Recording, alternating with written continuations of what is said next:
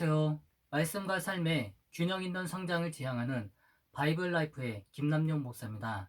오늘의 주제는 사무엘하 한눈에 살펴보기입니다. 사무엘상과 사무엘하는 사무엘과 사울 그리고 다윗으로 이어지는 이스라엘 왕국 형성의 역사가 기록되어 있습니다. 그래서 사무엘상하의 주요 인물은 사무엘과 사울 그리고 다윗인데 이 세 명의 인물 중에서 주인공은 바로 다윗입니다.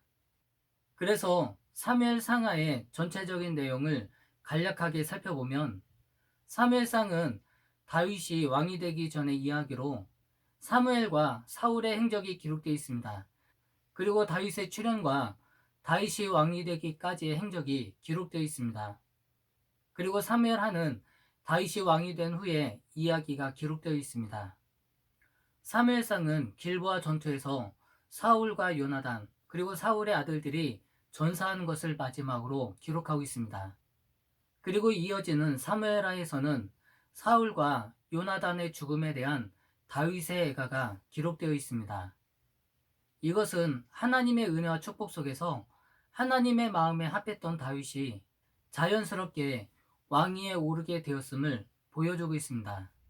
사무엘상은 다윗이 왕이 되기 전까지의 이야기로서 사무엘과 사울 그리고 다윗 등 여러 인물이 나오는 반면 사무엘하는 전체가 다윗에 대한 이야기입니다. 그러므로 사무엘하는 다윗이 왕위에 올라 40년간 통치 중에 있었던 일을 기록한 책이라고 할 수 있습니다. 다윗의 통치 기간을 살펴보면 사울이 길보아 전투에서 죽게 되자 다윗이 왕위에 올라 헤브론에서 7년 동안 유다 지역을 통치합니다. 그리고 그 후에는 예루살렘에서 33년 동안 전 이스라엘을 통치합니다. 사무엘하의 전체적인 구조를 살펴보면 첫 번째는 1장에서 7장까지를 다윗 왕국의 확립으로 볼 수 있습니다. 그리고 두 번째는 8장에서 10장까지를 다윗 왕국의 번영으로 볼 수 있습니다. 그리고 마지막 세 번째로는 11장에서 24장까지로 다윗의 번제와 그 결과로 볼 수 있습니다. 그러면 이제 이 구조를 기준으로 사무엘하의 전체적인 내용을 살펴보겠습니다. 첫 번째로 다윗 왕국의 확립의 과정을 살펴보겠습니다. 사무엘하는 다윗이 사울과 그의 아들들이 죽었다는 소식을 들으면서부터 시작하고 있습니다. 사울과 그의 아들들이 죽었다는 소식을 들은 다윗은 애가를 지으며 애도합니다. 그리고 그 후에 다윗은 유다 지역의 왕위에 오르게 되었습니다. 그런데 이때 사울의 아들 중에서 이스보셋이 생존하면서 유다 지역을 제한 이스라엘의 왕이 되었습니다. 그래서 다윗은 유다 지역을 통치하게 되었고 이스보셋은 이스라엘의 통치자가 되어서 서로 대치하는 가운데 있었습니다. 결국 이스보셋이 살해되면서 다윗이 전 이스라엘을 통치하게 되었습니다. 그리고 다윗은 국가의 수도를 헤브론에서 예루살렘으로 옮기고 언약궤도 예루살렘으로 옮기게 되었습니다. 언약궤를 예루살렘으로 옮긴 다윗은 예루살렘에 성전을 지으려고 계획했지만 하나님에 의해서 거부되었습니다. 비록 하나님께서는 다윗이 성전을 짓는 것을 막으셨지만 사무엘하 7장 4절에서 16절에서 다윗에게 다음과 같은 네 가지의 약속을 주셨습니다. 첫 번째는 다윗을 이어 왕이 될 아들을 얻을 것이다. 그리고 두 번째는 다윗의 아들이 성전을 지을 것이라는 약속입니다. 그리고 세 번째는 다윗의 왕족이 영원히 세워질 것이라는 약속입니다. 마지막 네 번째는 하나님은 다윗의 집으로부터 그분의 자비를 결코 거두지 않으실 것이라는 약속이었습니다.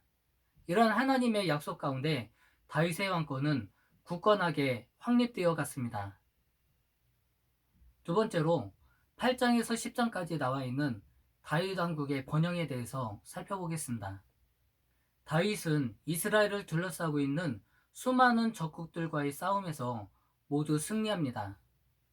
또한 다윗은 요나단의 아들 중에서 장애를 가지고 있는 무비보셋을 받아들임으로써 요나단의 가족에게 친절을 베풉니다.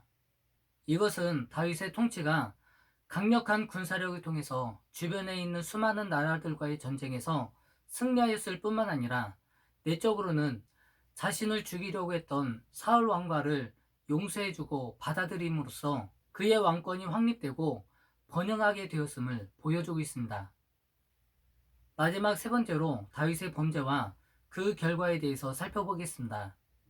다윗의 왕권이 번성해 갔지만 한순간의 실수로 그는 타락하게 됩니다. 밧세바라고 하는 여인에게 정욕을 품게 되었고 그녀를 범하게 됩니다. 그리고 거기에서 끝나지 않고 그녀의 남편을 살해하기까지 했습니다. 이때 선지자 나단이 다윗의 죄를 지적하자 다윗은 자신의 죄를 자백하고 하나님의 은혜 가운데 죄를 용서받습니다. 그러나 하나님께서는 다윗의 집안에서 다윗이 지은 죄의 대가를 치르게 될 것을 말씀하셨습니다. 과연 다윗이 지은 죄의 대가는 어떻게 나타났을까요? 그것은 다윗의 맏아들 암논이 자신의 이복 동생이었던 다말을 겁탈하면서부터 시작되었습니다. 다말의 오라비였던 압살롬이 이를 복수하기 위해 암논을 죽였습니다. 결국 압살롬은 다윗을 대항하여 반란을 일으켰다가 결국에는 죽고 맙니다. 그리고 다윗의 통치의 말년은 여러 번의 반란을 진압하며 불안하게 살아가야 했습니다. 하나님의 축복으로 다윗이 이스라엘의 왕이 되고 이스라엘 백성은 번영과 영화를 누리며 살게 되었습니다. 그러나 다윗의 범죄로 인해 그의 삶과 이스라엘 백성은 비참한 현실을 맞이하게 되었습니다. 그러나 다윗이 범죄했음에도 불구하고 하나님께서는 다윗을 용서해 주시고 이스라엘이 회복되어 새롭게 시작할 수 있도록 은혜를 베풀어 주셨습니다. 그러면 왜 하나님께서는 범죄한 다윗과 이스라엘 백성을 버리지 않으실까요? 그 이유는 하나님과 다윗 사이에 맺은 언약 때문입니다. 하나님은 자신의 백성과 맺은 언약을 결단코 저버리지 않고 반드시 신실하게 이루시는 분이기 때문입니다. 하나님의 이러한 신실하심은 범죄한 인간이 구원받을 수 있는 유일한 근거가 되는 것입니다. 우리는 사무엘 하를 통하여서 다윗은 진정으로 하나님을 사랑하고 경외하며 하나님의 마음에 합한 자였음을 살펴보았습니다.